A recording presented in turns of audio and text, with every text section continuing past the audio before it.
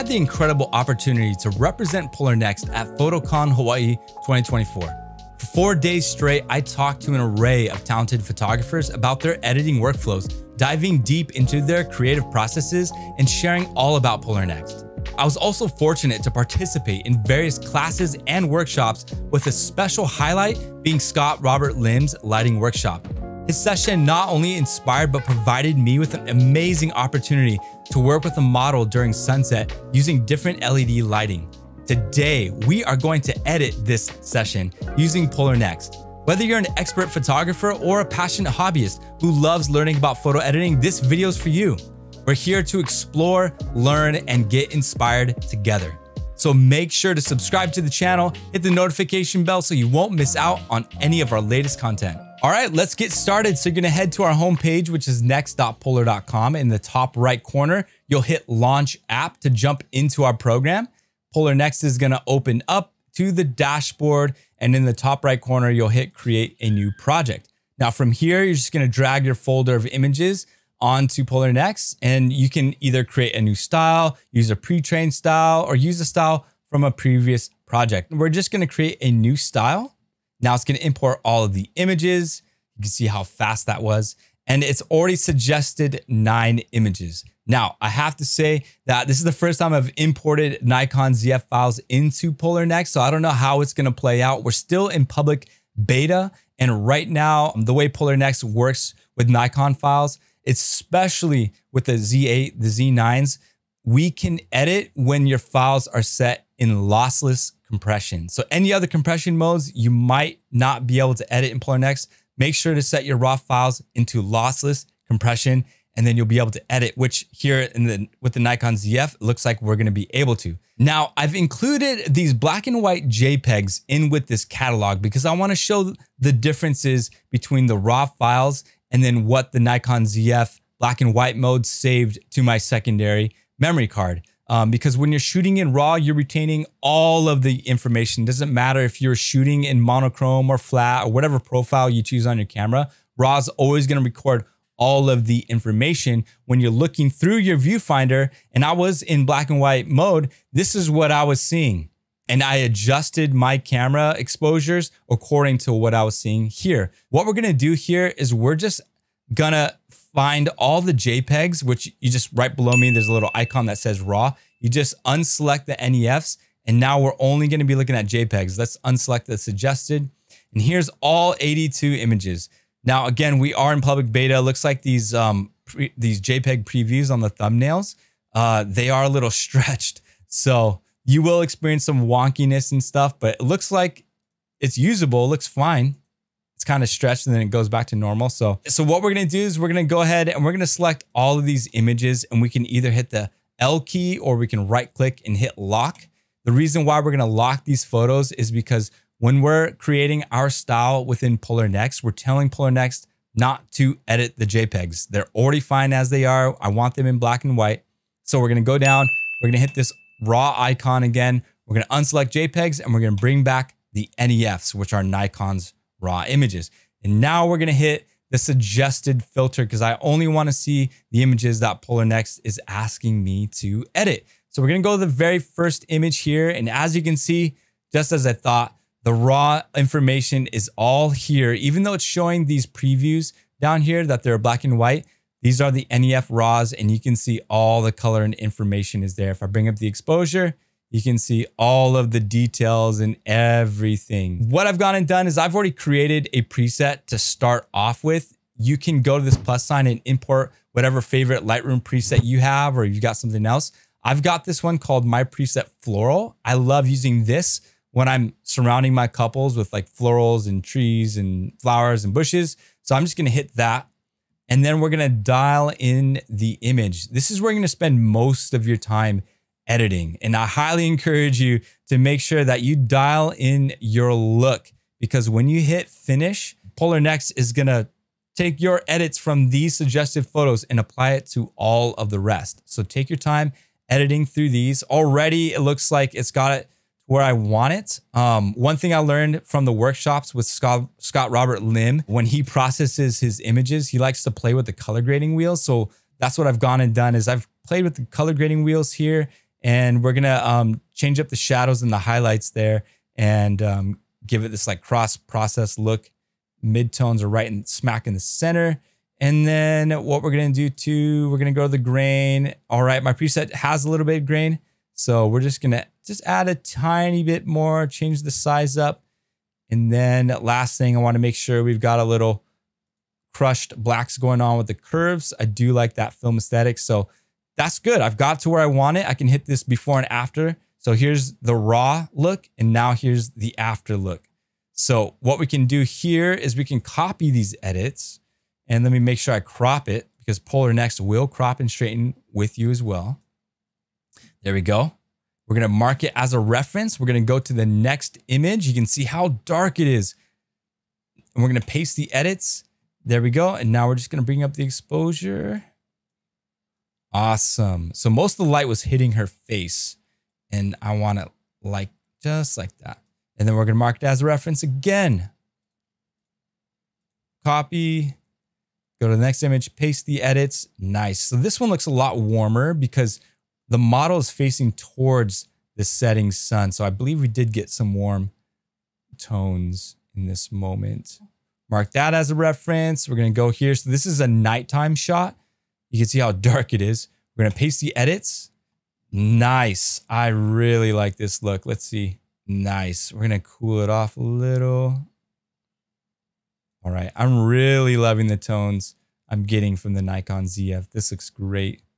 And Polarr Next is doing a good job editing. We're going to mark this as a reference. As you can see, I need 5 more, and it's not giving, I don't have any more 5s. It actually suggested 5 JPEGs. And because we're not editing JPEGs, I can unselect this. And now I can look through all of the RAWs and I can pick what I want. So let's pick this one maybe.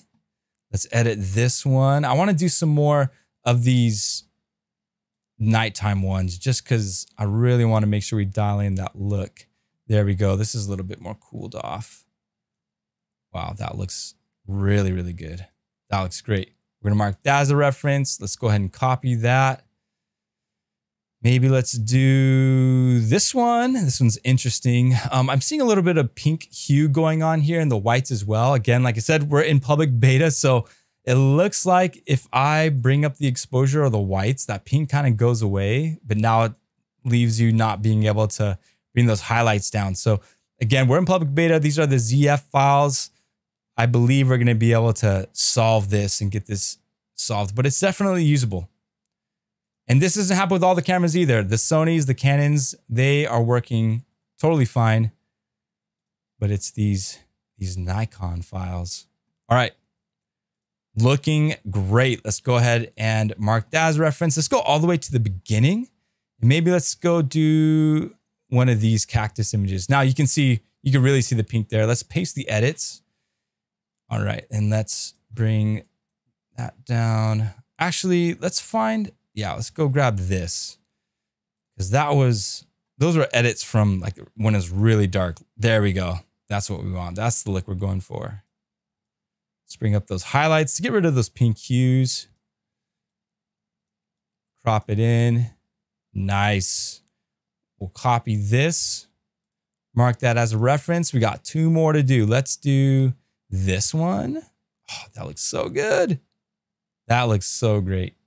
Mark that as a reference. And then let's do, I'm trying to find like a break where there's not a lot of reference photos nearby, just so that Polarr Next knows how to edit in those situations. Let's do this one. Paste the edits there. You can see that it's pretty warm in this moment as the sun was setting. There we go. Add a little bit more green tint. That is looking fantastic. Mark that as a reference. All right, we are good to go. Now all we need to do is go up here and hit Finish AI Style. And Polarr Next is gonna start processing everything. You can see the little swirlies going right there. You can see these locked images are not being edited. And you don't have to wait for it to finish. You can just jump right in and start editing right away. Just to show you, so here is the raw image. I wasn't seeing this. This This was what I was seeing in my camera. With the Nikon ZF in black and white mode, I dialed in the look, and this is what I captured straight out of camera.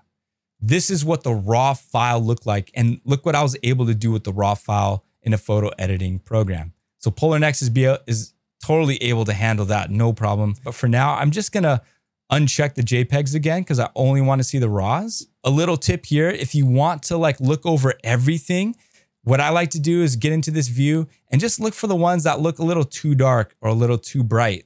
This allows you to really just dial in that look quickly versus going image by image. That looks so good. I am loving it.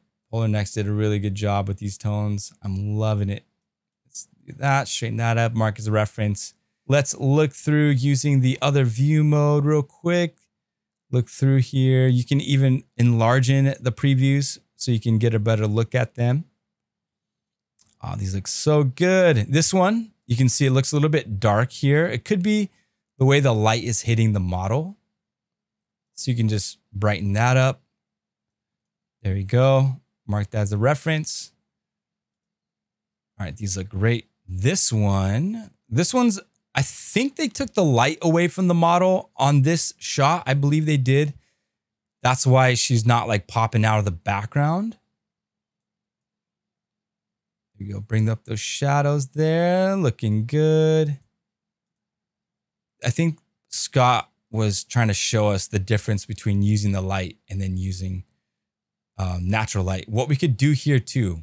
Let's play with this one real fast. Let's create a subject mask. And then we're going to invert it. There's our inverted. And now what we're going to do is we're going to just like declarify it a little bit more. So now it's a little bit more blurry. Now she's really like popping out. The tones are so good. Guys, this is the first time I'm seeing these raw images in color. I was looking at them all in black and white throughout the conference. Now, one other way you can do this too is you can just create a subject mask. And then if you just want to brighten her up a little bit more, put some contrast, make it look a little bit more natural. There you go. This is before subject mask, and that's after. Polarr Next, all about consistent colors, consistent exposure, getting your whole catalog looking good. All right, there we go. I like this image showing everyone taking pictures of the model. Nice. Getting onto these images here. Up close and personal. Really loving how the skin tones turned out with this. Beautiful. Go. This one, I really like the way her mouth was in this shot. Kind of like very fashion Vogue-ish looking. Vogue-ish, is that a word? I love these moments here of Tristy just enjoying being captured by photographers. We got the background lit up by another LED light. Mark that as a reference. We're almost done here, guys. There we go. That's looking good. And now we're on to these. You can see here's the raw. And let's look at the JPEG of this one in black and white. There's the black and white. Oh, love it. Love the tones. And there's the color. That looks really good. Let's go here real quick. You can see on her skin, you can see all the detail. Her skin isn't blown out, which is the great thing about black and white. When you're shooting in black and white, exposing for those lights and blacks, I can recover those highlighted pixels on her face. That looks great. Mark that as a reference. It updates everything else. We can crop this one down, get rid of that light modifier at the top. There it is. Polarr Next has dialed in the look. Here's what we can do too. I know I just adjusted that. Let's actually do the background and maybe up the shadows in the background just a hair. Bring in more of the cactus. Let's mark that as a reference. And you can see it updated some more. And you can see the background mask that it actually added this background mask. Now this one didn't really do a good job. You can see it kind of hit her on her face and everything like that. So what we could do here, create a subtraction brush. And we can subtract away this mask. We only wanted for the background. And I don't think it's really affecting the arms too much, but it was affecting the umbrella and the face, which is what I want to erase away. There we go. Let's see how this is looking. Good. Crop it, straighten it. Oh, that looks so good. Mark that as a reference. It's going to update others. Let's go back to where we were. This is where we were. Here we go. Jump on this one. Straighten this one out. Crop it down. Fantastic. So this one has the background mask. This one doesn't. So we can just add on a background mask here. Let's see how well it does. Again, it hit her a little bit. So we're just going to erase away that mask from her. Nice. And her hair right there. And now we're just going to up the shadows a little bit, bring some of that detail of the cactus back. I love the way they lit up the background. And let's straighten this. There you go. All right, on to this one. So these were silhouettes in black and white. And this was an idea I had when we were shooting Tristy in the moment. I asked her to turn around so we can get the silhouette of her head on the umbrella. I did not anticipating it looking this awesome. So here's the JPEG black and white. And then here is the raw. You can see how dark it is. And then this is what we were able to recover from that raw. Man, bringing back that red looks so awesome. I might like this one better than the black and white, to be honest. The red is like haunting. We're going to hit mark as a reference, and it just updated the rest. This is the one right here. This one's like smack dead in the center. We got the nice like edge lighting there on her skin and dress. Here's the one with the light. We can get rid of this guy. And we're going to do this by creating that background mask. And this time we're going to darken the exposure. So there we go. And now we're just going to clean it up a little bit with the brush.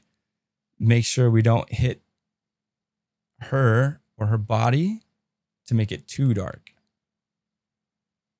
We only wanted to get rid of that guy. There it is.